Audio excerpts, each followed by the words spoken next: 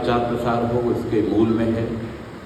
और आर्य समाज के विद्वान, आर्य समाज के प्रचारक, उपदेशक इसी उद्देश्य को लक्ष्य में करके उन्होंने अपने जीवन की आहुतियाँ, बहुत कुछ आहुतियाँ देकर के आज आर्य समाज को इस स्थिति में खड़ा किया है।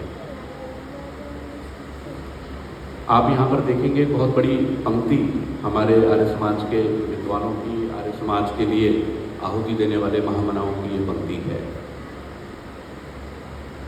आर्य समाज की वर्तमान में जो स्थिति है हम सब उससे परिचित हैं, उस सबसे अवगत हैं और इस पीड़ा के साथ भी जी रहे हैं कि ये वृद्धि को कैसे प्राप्त हो, इस समृद्धि को कैसे प्राप्त हो। हर एक परिवार के जो सदस्य होते हैं, माता पिता होते हैं, उन माता पिता की सबसे पहली ये कामना रहती है कि मेरा जो परिवार है, मेरा परिवार वृद्धि को कैसे प्राप्त हो, समृद्धि को कैसे प्राप्त हो।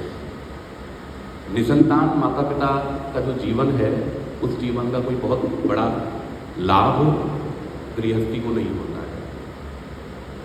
तो ठीक उसी प्रकार से आर्य समाज में भी ये चिंता का विषय रहा है और परसों भी हमने इस बारे में विचार किया कि आर्य समाज में लोग कैसे आएँ, आर्य समाज में युवाओं की वृद्धि कैसे हो, आर्य समाज में और वर्ग के लोग कैसे आएँ।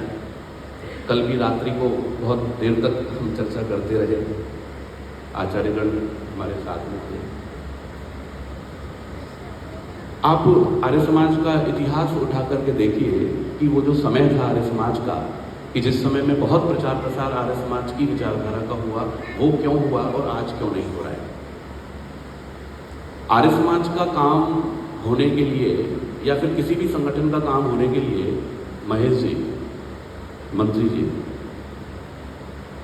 मैं पूछ रहा था कि भाई सभा में क्या हो रहा है, मुंबई सभा में क्या गतिविधि चल रही है। तो आपका जो कथन था वो क्या था कि साहब पैसे वैसे तो बहुत हैं, पैसे की बात हो तो पैसे की व्यवस्था तो हो जाएगी, लेकिन काम तो केवल पैसे से तो नहीं होगा। काम तो किससे होगा? जो कार्यकर्ता हैं, जो काम करने वाले हैं, जो जीवन देने वाले हैं, उन जीवन देने वालों से काम होता है। कोई भी संगठन चलता है, कोई भी समाज चलता है, परिवार चलता है, उसमें समय देने वाले जब तक जीवित रहेंगे, उसके लिए समर्पण करने वाले जब तक जीवित रहेंगे, उसको अपना मानने वाले जब तक जीवित रहेंगे, उस पर आंच लगेगी तो ये सोचने वाले जब तक जीवित रहेंगे कि ये मेरे ऊपर आंच लगी है, तब तक वो समाज, वो राष्ट्र, वो परिवार, वो संगठन हमेशा जीवित रहेगा। किसी की औकात नहीं है कि उसको खत्म कर सके। आर्य समाज जब प्रारंभ हुआ तो आर्य समाज की नींव जो रखने वाले जो महापुरुष थे वो स्वामी दयानंद सरस्वती जी थे, जिन्होंने उस संगठन को विस्तार देने के लिए, बढ़ाने के लिए, स्थापित करने के लिए, पूरे भारतवर्ष में समृद्ध करने के लिए, और शुरुआत कहां से हुई? आपके शहर से हुई। जो बीजारोपण हुआ आर्य समाज के संगठन का, वो इस धरती से हुआ और इस धरती से होकर के न केवल भारतवर्ष के संपूर्ण राज्यों में, अपितु भारतवर्ष से बाहर भी वो संगठन फैला, आज भी है और आगे भी रहेगा। और क्यों रहेगा? क्योंकि उसकी जो नींव है, नींव बहुत मजबूत है और उसके अंदर जो मिला हुआ है, वो मिला हुआ क्या है? मिलावट नहीं है, मिथ्यापन उसके अंदर नहीं है, दिखावटीपन उसके अंदर नहीं है, लाग लपेटपन उसके अंदर नहीं है, खुशामदीपन उसके अंदर नहीं है। उसके अंदर क्या है? उसके अंदर सत्य वहां पर जुड़ा हुआ है, उसके अंदर ईश्वर जुड़ा हुआ है। मूल में जब इस प्रकार की स्थिति हो तो फिर उसका वृक्ष कैसा होगा आप कल्पना कर सकते हैं। सांख्य दर्शन में एक सूत्र आता है, मूले मूलाभावात् अमूलम मूलम। जिसका मूल नहीं रहता उसका कुछ नहीं है, आगे का कुछ नहीं है। व्याख्या तो उसकी बहुत बड़ी है, मैं तो केवल इस प्रसंग से जोड़ते हुए उसको लेकर के रखना चाहता हूं। और जिसका मूल समृद्ध है वो आगे तक समृद्ध रहता है। परिवार भी जब आगे बढ़ता है तो ऐसे नहीं बढ़ता है, उसके लिए क्या करना पड़ता है? उसके लिए बलिदान करने पड़ते हैं। बलिदान मतलब केवल वही बलिदान नहीं होता है, बलिदान होता है अपनी खुशियों का, जो सबसे ज़्यादा कठिन चीज़ है। बलिदान होता है अपने कंफर्ट जोन का, बलिदान होता है अपने सम्मान का, बलिदान होता है अपने पद का, बलिदान होता है अपनी कुर्सी का। और जब वो बलिदान होता है तो वहाँ पर परिवार भी बढ़ता है, समाज भी बढ़ता है, और वहाँ पर हमारा संगठन भी समृद्ध होता है। आप उस अग्रिम पंक्ति को देखिए। स्वामी दयानंद के विषय में तो हम सब जानते हैं कि उनके त्याग कितने अप्रतिम स्थिति के थे, क्या क्या उन्होंने नहीं सहा। कल बात हो रही थी, जिसको जैसी इच्छा हुई उसने वैसा किया, जिसके जो मन में आया उसने वो किया महर्षि दयानंद के साथ में। लेकिन ऐसा होते हुए भी उन्होंने सहन किया, क्योंकि वो सन्यासी थे, वो उसके धर्माचार्य थे, वो उसके प्रमुख थे और उसको वो प्रचारित प्रसारित करना चाहते थे। लेकिन उनकी आगे वाली जो पीढ़ी हुई वो भी उन्हीं की जैसी हुई। और उनकी जब अग्रिम पंक्ति में जब चर्चा होती है तो स्वामी दयानंद के बाद में जो नाम आता है वो स्वामी श्रद्धानंद का नाम आता है। अभी 23 दिसंबर को ही उनका क्या था, बलिदान दिवस था। आप देखिए, एक ऐसा व्यक्ति जो आर्य समाज छोड़िए, जो एक नास्तिक प्रवृत्ति का हुआ करता था, बहुत सारी ऐसी आदतें उनके जीवन में थी। वो खुद अपने जीवन चरित्र में लिखते हैं, कल्याण मार्ग के पथिक। और इतना सब कुछ होते हुए भी स्वामी दयानंद के संपर्क में आते हैं, उनका जीवन परिवर्तित होता है। जब ये बात आई कि उनके जो बेटे हैं, उनके जो बच्चे हैं, उनके बच्चे ईसाइयत के विद्यालयों में जाते हैं और वहाँ से वो जो प्रार्थना जो बोली जाती है और उससे उनका माथा ठनका कि क्या किया जाए। कल चर्चा यही चल रही थी, गुरुकुल के लिए क्या किया जाए। हम अपने बच्चों को गुरुकुल में भेजना चाहते हैं, लेकिन कैसे भेजें, किन गुरुकुलों में भेजें। हम ये भी चाहते हैं कि उनका भविष्य अच्छा हो, और हम ये भी चाहते हैं कि उनको अच्छी शिक्षा दीक्षा मिले। स्वामी श्रद्धानंद जी ने इनिशिएटिव लिया, प्रारंभ किया, काम किया, सब कुछ समर्पण किया, अपना जो कुछ भी था सब उसके लिए अर्पित कर दिया, गुरुकुल कांगड़ी के लिए और उसके लिए सब कुछ समर्पित कर दिया। अपना जो घर था, अपनी जो जायदाद थी, 2 बेटे उनके थे और उन 2 बेटों के नाम वो वसीयत होनी थी। तो उन दोनों बेटों को बुला करके उनसे पूछते हैं, भाई तुम्हें तो कोई आपत्ति नहीं है, बाद में कोर्ट केस करते रहो,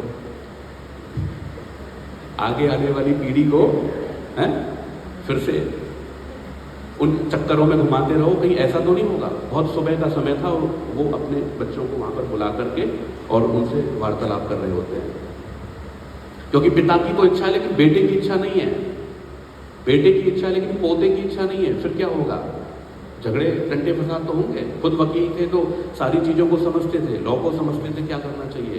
बुला करके पहले ही करो इस पे हस्ताक्षर। और उस व्यक्ति को, जिस व्यक्ति ने अपना सर्वस्व उसके लिए न्यौछावर कर दिया, कुछ भी नहीं है अपने परिवार के लिए, कि मेरे बेटे जिनको गुरुकुल में प्रवेश करा दिया उनका भविष्य क्या होगा, उनके परिवार चलेंगे तो उनके पोतों, मेरे पोतों का क्या होगा। ऐसा कौन है जो नहीं सोचता है कि मेरा बेटा कहाँ रहेगा, मेरा पोता कहाँ रहेगा, क्या उसके लिए व्यवस्था होगी। लेकिन चिंता नहीं है। चिंता किस बात की है कि जो महर्षि दयानंद की जो परंपरा है, वेद की जो सनातन परंपरा है, वो सनातन परंपरा जीवित रहनी चाहिए। सर्वस्व न्यौछावर कर रहे हैं और उसके बावजूद भी आर्य प्रतिनिधि सभा के द्वारा उसी व्यक्ति को क्या किया जाता है, बहिष्कृत किया जाता है। आप देख रहे हैं, जिस व्यक्ति को सर्वोच्च सम्मान दिया जाना चाहिए, मैं उसी विषय पर आ रहा हूं जो विषय आपने दिया है, जो विषय आपने दिया है, मैं उसी विषय पर आऊंगा। जिस व्यक्ति को सर्वोच्च सम्मान दिया जाना चाहिए था, उस व्यक्ति को सम्मान कौन सा दिया जा रहा है, उसको उसी संस्था के द्वारा जिसको उसने खड़ा किया खून पसीने के द्वारा, उसी संस्था से उसको बहिष्कृत कर दिया जाता है। बोले अब तुम्हारी आवश्यकता नहीं है। अनेक आरोपों को लगा करके, ऐसे नहीं भाई ठीक है आप जाइए नमस्ते, ऐसे नहीं, दुत्कार करके जितना अच्छे तरीके से कर सकते हैं उतने अच्छे तरीके से करते हुए उनको वहां से प्रस्थान किया गया। लेकिन क्या हुआ, काम करना छोड़ा क्या, छोड़ा क्या। महर्षि दयानंद ने जिस पौधे को रोपण किया, जो बीज महर्षि दयानंद ने वहां पर रोपित किया था, वो बीज कच्चा बीज नहीं है कि विपरीत परिस्थितियों में आकर के वो सलगड़ जाए, ऐसा रोपित हो जाए कि थोड़े समय के बाद में वो सुगंधी देना बंद कर दे। ऐसा बीज महर्षि दयानंद ने रोपित नहीं किया। जिन्होंने इतिहास रचा है उन सब के सामने कभी भी ऐसा नहीं हुआ, कल मातृशक्ति के लिए भी ये बात हो रही थी, कभी भी ऐसा नहीं हुआ और ना भविष्य में ऐसा होगा और ना वर्तमान में ऐसा होगा कि सारी चीजें हमारे कंफर्ट जोन में मिलेंगी और हम कुछ ऐसा विशेष कर जाएंगे, कभी भी ऐसा नहीं होगा। जब जब विशेष होगा तो परिस्थितियां कैसी होंगी? हमेशा विशेष होंगी, सामान्य नहीं होंगी। और वो परिस्थितियां हमेशा इस बात के लिए हमें करेंगी कि भाई घुटने टेक दो, अब बहुत हो गया, घुटने टेक दो। और वो उसी चीज के लिए प्रोत्साहित करेंगी, पड़ोसी उसके लिए प्रोत्साहित करेंगे, परिवार उसके लिए प्रोत्साहित करेगा, समाज उस चीज के लिए हमें फोर्स करेगा कि छोड़ दो। ये आयोजन कर रहे हैं, प्रधान घाटकोपर में आयोजन हो रहा है, तो प्रधान को पता है और मंत्री को पता है कि क्या कार्यक्रम करना क्या होता है, दूसरों को समझ में नहीं आता है। जब तक व्यक्ति के सर पर टोपी नहीं पहनाई जाती है ना, तब तक उसको उसके वजन का बोध नहीं होता है। जब सर पे जब जिम्मेदारी आती है तब उसको क्या होता है, उसका एहसास होता है। आप देखेंगे स्वामी श्रद्धानंद जी के बाद में महात्मा हंसराज जी हैं और पंडित लेखराज जी हैं।